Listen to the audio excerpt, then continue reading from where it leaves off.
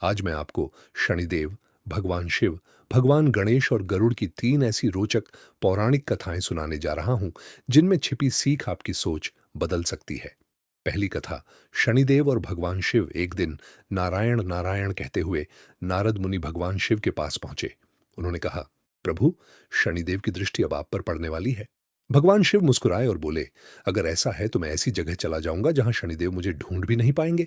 ये कहकर भगवान शिव गंगा के गहरे जल में समाधि लगाकर बैठ गए। समय बीतता गया और पूरे 7.5 वर्ष गुजर गए। जब भगवान शिव समाधि से बाहर आए तो सीधे शनिदेव के पास पहुंचे और बोले, देखा, मैं ऐसी जगह छिपा कि तुम मुझे ढूंढ भी नहीं पाए। शनिदेव मुस्कुराए, हाथ जोड़कर बोले, प्रभु, 7.5 साल तक बर्फ जैसे ठंडे जल में बिना हिले डुले तपस्या करना ही तो मेरी 7.5 का प्रभाव था। अगर मेरी दृष्टि न होती तो आपको इतना कठोर कष्ट क्यों सहना पड़ता।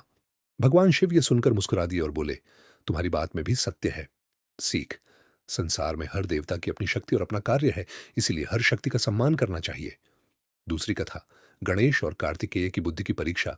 बचपन में भगवान गणेश और उनके बड़े भाई कार्तिकेय के बीच विवाद हो गया।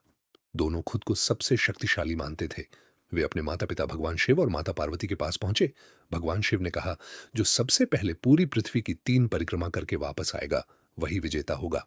कार्तिकेय तुरंत अपने तेज मोर पर बैठकर निकल पड़े। दूसरी ओर भगवान गणेश का वाहन तो छोटा सा मूषक था। कार्तिकेय पूरी गति से पृथ्वी की परिक्रमा करते रहे, लेकिन उन्हें हर जगह मूषक के पैरों के निशान दिखाई देते रहे।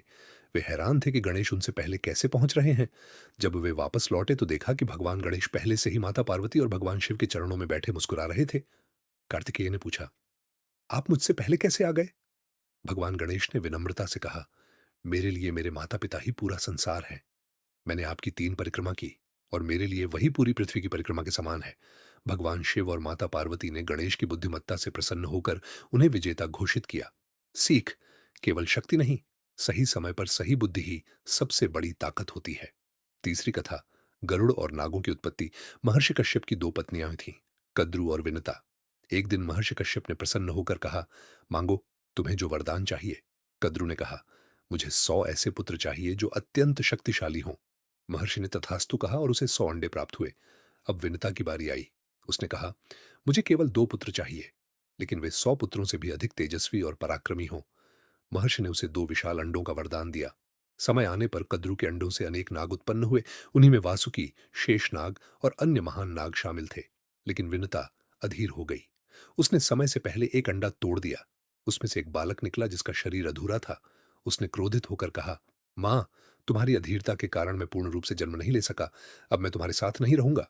वह बालक आगे चलकर अरुण कहलाया, जो आज सूर्यदेव के रथ के सारथी हैं। विनता ने फिर धैर्य रखा। समय पूरा होने पर दूसरा अंडा फूटा और उसमें से जन्म हुआ गरुड़ का, जो आगे चलकर भगवान विष्णु के दिव्य वाहन बने।